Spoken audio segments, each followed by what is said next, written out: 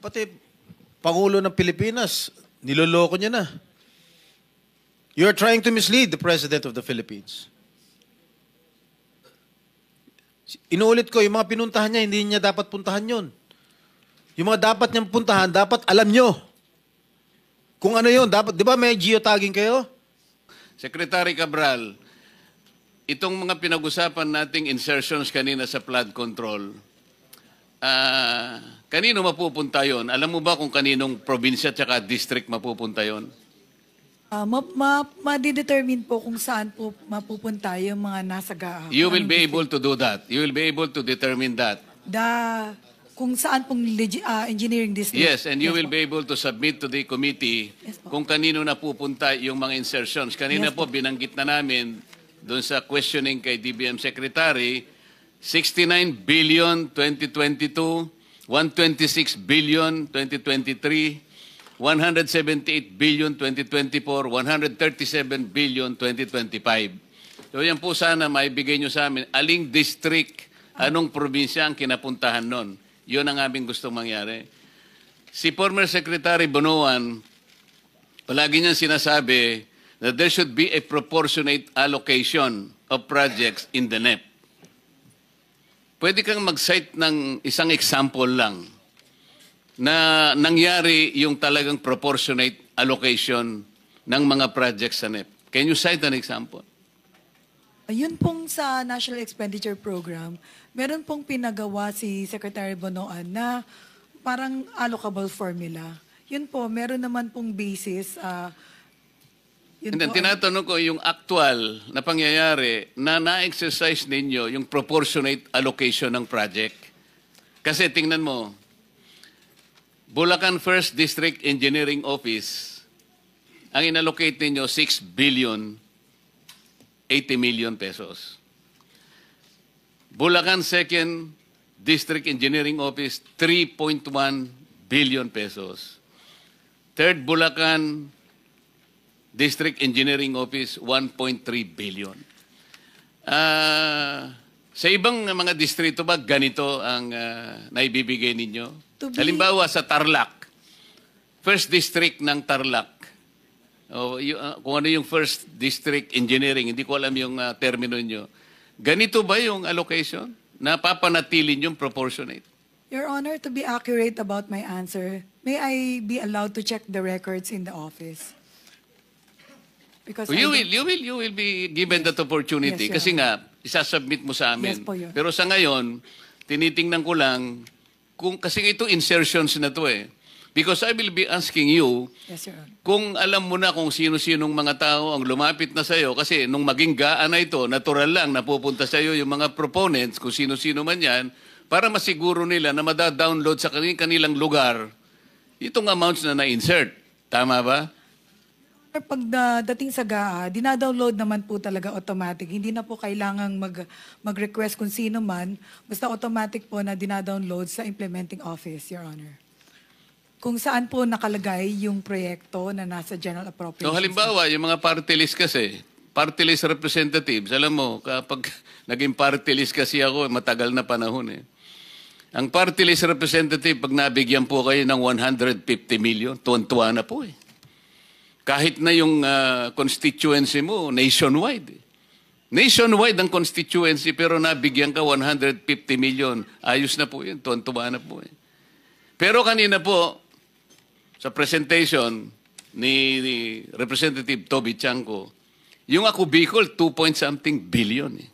BHW, 2-point-something billion. Party list po yun. Meron po ba kayong record kung ilan po ang allocation ng Sagip party list? Alam po niyo yung Sagip, matagal ko pong party list yan. Your Honor, Mr. Chair, pagdating po ng General Appropriations Act, hindi po namin alam kung sino yung mga proponent ng mga lumabas sa General Appropriations Act, Your Honor. Ay, yung representative ng ako Bicol, hindi mo kilala? Hindi po namin malalaman, Your Honor. Kung Hindi mo kilala yung representative ng ako Bicol? Kilala po, Your Honor. Meron siyang 2-point-something billion ayon doon sa testimony ni Rep. Toby Chanco. Hindi po kami nabibigyan ng kopya ng proponent pag General Appropriations Act, Your Honor. Hindi kayo ano? hindi po kami nabibigyan ng proponent kung ano po yung sino pong nag-propose niyan during the bicameral, kung sino po yung proponent ng bawat proyekto.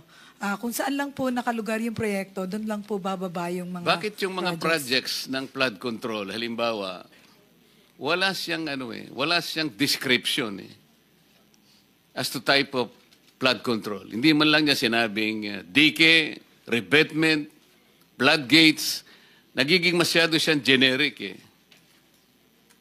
Hindi man sinasabi kung anong river system ang involved. Walang length, walang station, walang specified na saan bang start, saan ang ending. Masyado siyang generic, masyado silang vague. Hindi ba yun ang dahilan kung bakit nagkakaroon ng napaplug kayo dahil dyan Kasi alam nyo, hindi pare-pareho po yung tinatawag na morphology ng mga rivers. Alam ko, dapat alam ninyo yun Ano po yung morphology? Yung width, yung depth, yung elevation, yung contour, yung discharge capacity, yung even carrying capacity ng isang river. Ibig nyo sabihin, pare-pareho yung characteristics ng mga river basins. Pero sa paglalagay po nyo, paglilista ninyo ng project, very generic Doon po lumilitaw itong pangungurakot na nangyayari dito Kasi, kayo naman ang naglilista Kanina po, binanggit namin, noong panahon ni DBM Secretary, nakiusap sa inyo You have to be very strict in adhering to the specified limits and ceilings na pinrovide. Bakit po ninyo pinapalitan, Madam Yusek? Your Honor, Mr. Chair, the Secretary, or former Secretary Bonon, has provided and has discussed this with the operations kung ano po yung mga threshold per PAPS po for program, activities, and projects. Di mas marunong pa kayo sa DBM Secretary. Kanina po, inana na po natin ito Fiscal year 2023, yung approved ceiling ng DBM, 75 billion. Ang ginawa po ninyo, pinalitan nyo ng 70 billion, tinanggalan nyo ng 5 billion. 2024, ang sabi ng DBM, ang ceiling, 96, ito po, flagship projects ito. Ito po yung foreign assisted projects. 97.7, 2024, ginawa nyo yung 70. Inalis nyo yung 27 billion. 2025, sabi ng DBM, ang ceiling, 66 billion, kaya nyo lang ginawang 70 dahil nag-complain nga ang Pangulo Siniro nyo kasi sa GAA ang lahat ng flagship projects ng Pangulo. Can you imagine that? Pati flagship projects ng Pangulo, siniro po ninyo, nasa record to Pero bumalik na naman kayo, 2026, sabi ng DBM, 167 ang ceiling, foreign assisted projects, ginawa nyo na namang 100, tinanggal nyo na naman ang 67 billion. Bakit ninyo ginagawa ito? I will reiterate, Your Honor, the threshold for PAPs or program activities and projects has always been discussed by Secretary Bonoan to the Undersecretary in charge and has considered the absorptive capacity. Hindi po ang department ang nag-zero dun sa foreign assisted po. It was the result of the General Appropriations Act. Yusek Kati, narinig mo ang sinabi ni Secretary Pangandaman kanina. Kapag pinalitan ninyo yung ceilings na ibinanggit nila o nilagay nila sa NEP, magkakaroon ng negative effect Nagge-generate meron siyang parang sinasabi na fees na babayaran. Bukod sa nai-slow down o kaya nag-i-incur ng cost overrun ng projects. Bukod pa dun sa nawawala yung tiwala sa atin ng ating mga bilateral and multilateral partners. Kanya-kanya sinulatan 2023 pa, sabi niya, please observe strict adherence to the ceilings na ginagawa namin. Pero kayo mismo, binabago ninyo Kasi nga, tingnan mo itong nangyari. Itong operations, ito po kasama ng PAP ito. Operations, 2023. Itong ginawa mo ay inalisan mo ng 604 billion ang operation. Ito naman ang dinagdagan mo, 630. Kaya ang nadagdag sa operations is 25 billion pesos. Bakit mo siya dadagdagan pero babawasan mo yung FAP? Alam mo, ito yung pinaka-problema eh. Itong nakikita namin, itong pagdagdag mo ng operations by 25 billion, dito na pupunta doon sa sinasabi nating convergence eh. Ito yung conversion nyo. Meron kayong SSP, Special Support Program. Hindi ko maintindihan kung ano ibig sabihin ito. Meron kayong SIPAG. Ito yung Sustainable Infrastructure Project Alleviating Gaps, kung ano man ang gusto niyo sabihin. Hindi ko alam kung anong na-alleviate ninyo. Ang maraming na-alleviate dito, mga bulsa ng mga kung sino-sino na ngayon ay nagtatapat na sa atin. Meron pa kayong 002. Outcome of Operations 001. Ito yung mga roads and bridges. 002, ito po yung flood control na napakarami. Alam po nyo, sa listahan namin na 60 na potential ghost projects, kalahati nun, 002, flood control projects. Sa makatwid, merong direct correlation yung pagdadagdag mo sa operation at pagbawas do sa flagship projects. Malaking problema ito, Yusek. Kaya namin pinopoint out ito. You want to say something? Your Honor, maybe Secretary Bonoan can enlighten us on the threshold that he provides for example, for foreign assisted projects and other programs, activities, and projects of the department. Huwag ka mag-alala, patatawag namin siya. But kayo po yung unang rito, kasi kayo po yung USEC sa planning service. Kayo ang PPP at ngayon, pati po yung mga applications, pati lahat ng mga software nasa inyo na. Meron kayong IMS, meron kayong PCMA, meron kayong MYPS, nasa inyo pa yung RBIA, nasa inyo pa yung Highway Density Management 4. Madam Yusek, napakalaki ng responsibilidad mo kung pag-uusapan, paglilista, pagsasaayos, pagmamanage ng mga project. Kaya wag mong isisisi lahat kay Secretary Bonoan sapagkat ikaw ang nandito. At babalikan kita, itong ipinangako niyong PCMA hanggang ngayon ay hindi namin natatanggap, hindi nyo na-install. Huwag ninyong gagamitin katwiran na kailangan meron kaming direct server o kaya kailangan mag-subscribe kami sa satellite. Hindi ko maintindihan yon because ang inyong project engineers, meron silang username, meron silang password. Bakit sila nagagamit nila using the internet?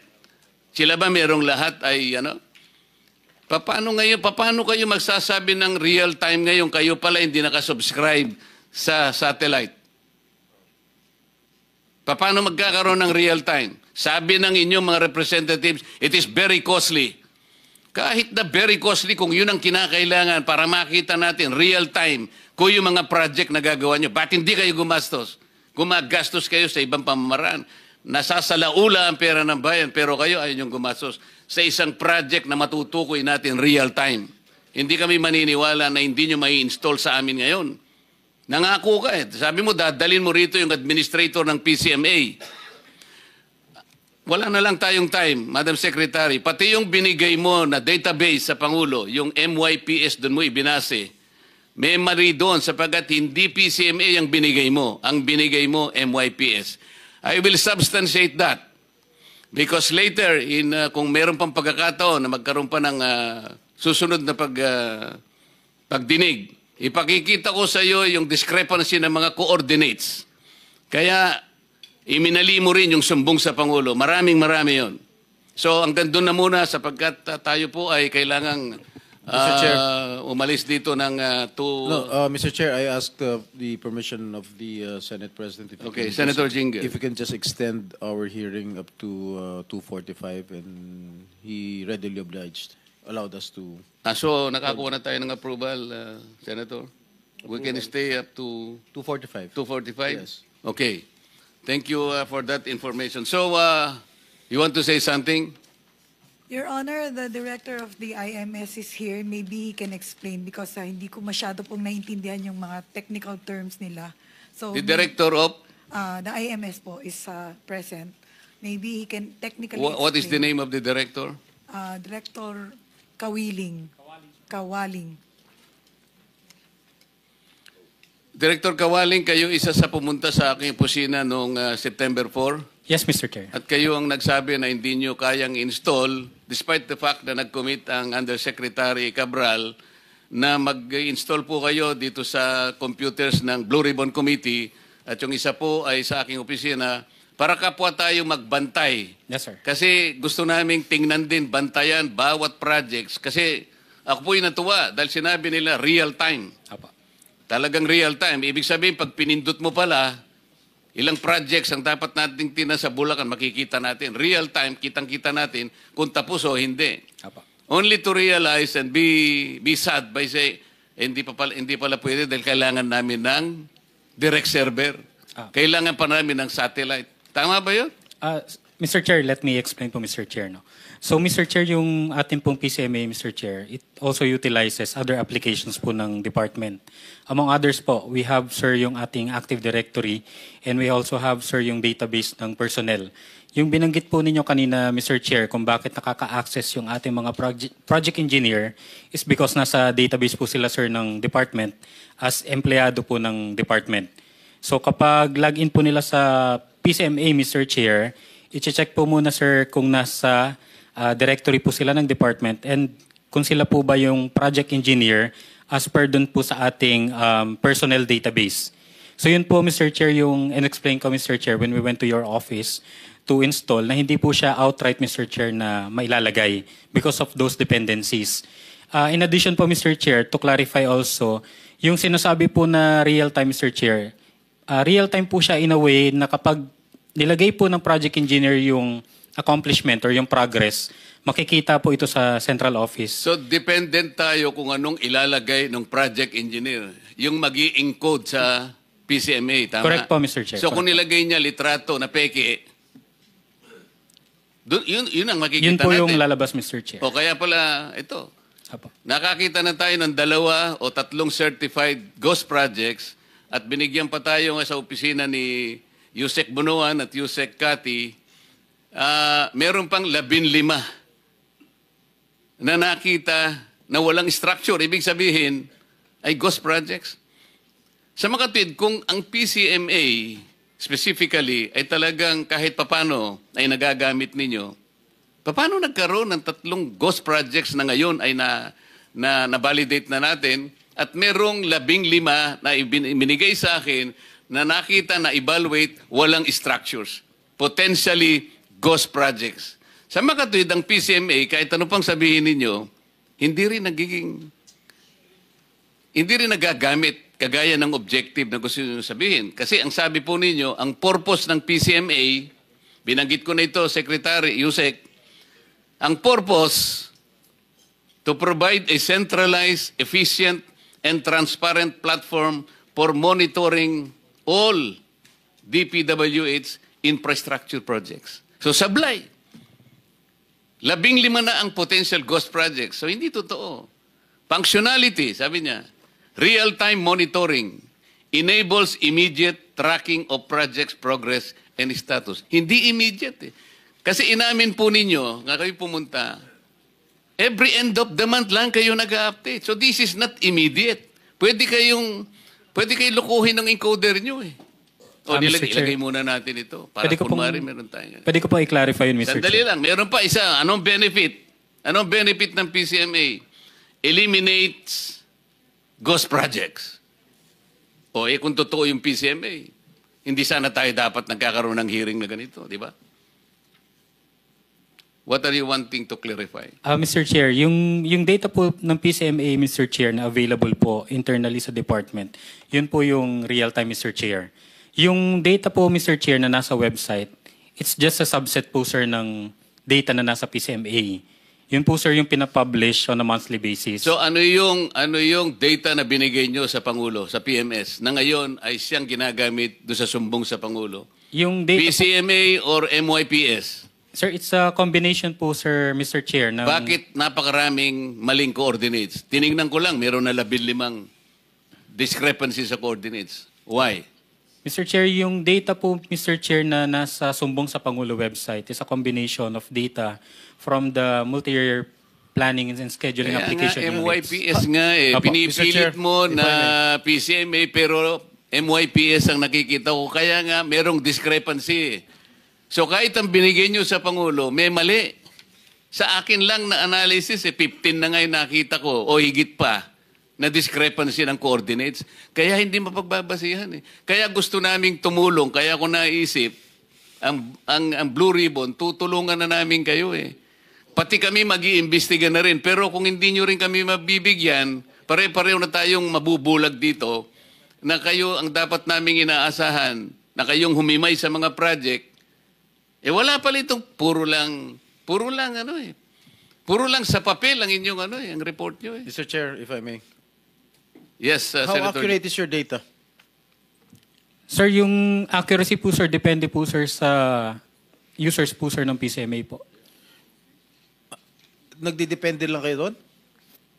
Kung ano po, sir, yung isubmit, sir, ng mga project Kasi, engineers po. katulad ng sinabi ni Senator Marcoleta, we have received a lot of reports that there were many errors in the coordinates that you submitted in the Office of the President. Ibig sabihin, are you trying to mislead the President? Yung mga pinuntahan yung mga in-inspection yung mga lugar sa Bulacan, hindi pala yun ang dapat niya puntahan? You are trying to mislead the President. Totoo yun. Totoo yun. Kamukha yung pinunta niya sa Kalumpit, nagsimula yun 2021. Oh. Yun ang sinasabi namin na even the Office of the President was misled by you. Hindi ko alam kung talagang gusto nyong gawin yun o sa pagmamadali ninyo. I don't know. Kaya dito lang natin inaayos lahat ito. Pati Pangulo ng Pilipinas, niloloko niya na. You are trying to mislead the President of the Philippines. Inuulit ko, yung mga pinuntahan niya, hindi niya dapat puntahan yun. Yung mga dapat niyang puntahan, dapat alam nyo. Kung ano yun, dapat, di ba may geotagging kayo? Oh. Why are you trying to mislead the President? Sir, can I clarify po, Mr. Chair? Yung nasa sumbong sa Pangulo website po, ang combination po yun, sir, ng data ng MIPS and PCMA. Yung accomplishment po, sir, na reported ng project engineers, yun po, sir, yung galing po ng PCMA. Yung planned location po, Mr. Chair, ng projects, yun po yung galing po sa... It doesn't matter now because I myself took the trouble of looking into it randomly. May 15 na akong nakita na mali ang coordinates eh. So, mamimislead ng Pangulo. Gusto niyang puntahan doon. Ang pinakita niyo, ganito. Alam mo, point something lang, mawawala na yung sa coordinate. Napaka-importante nun eh.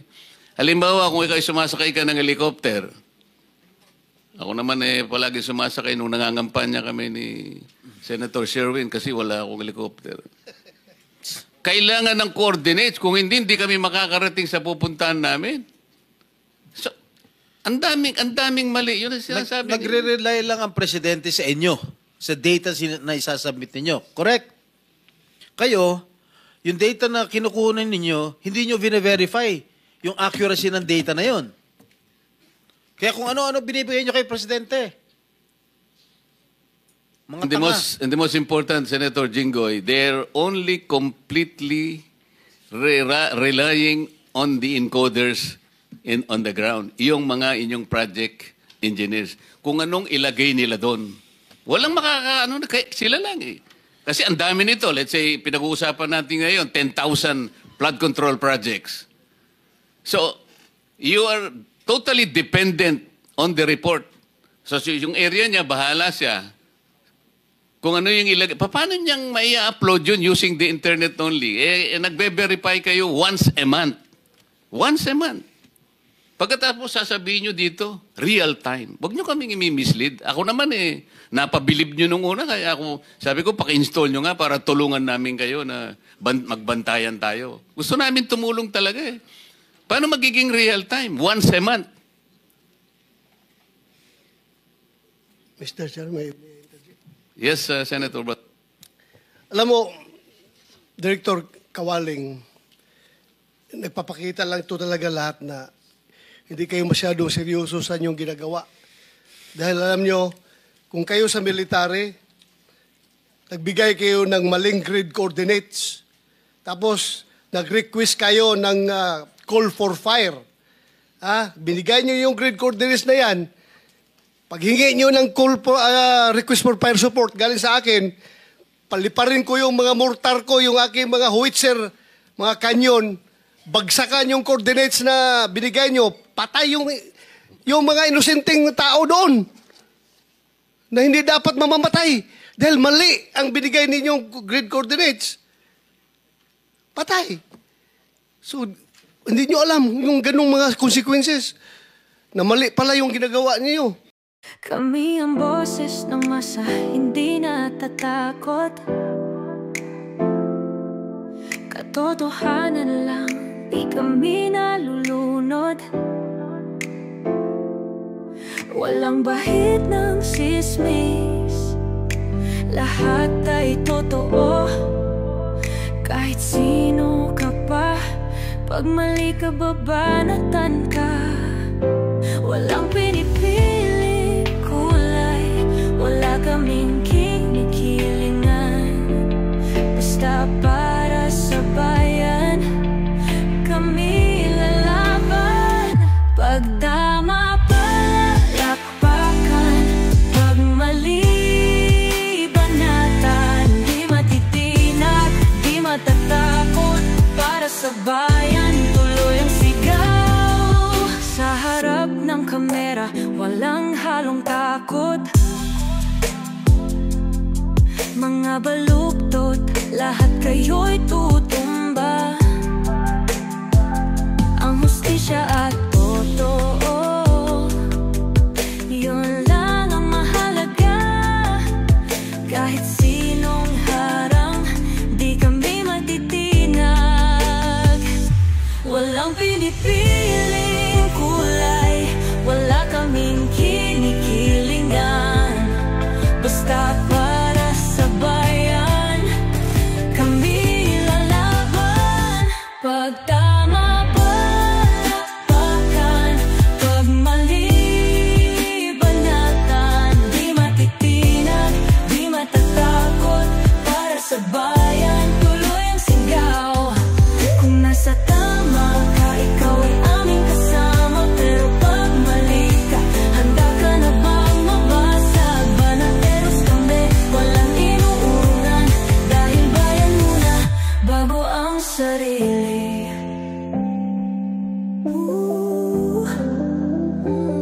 Bago ang sarili.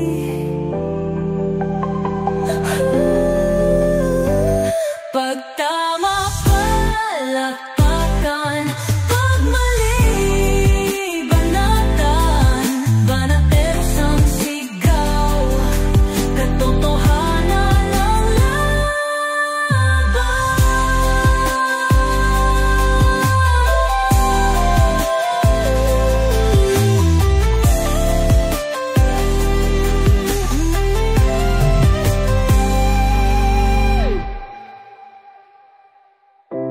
Sa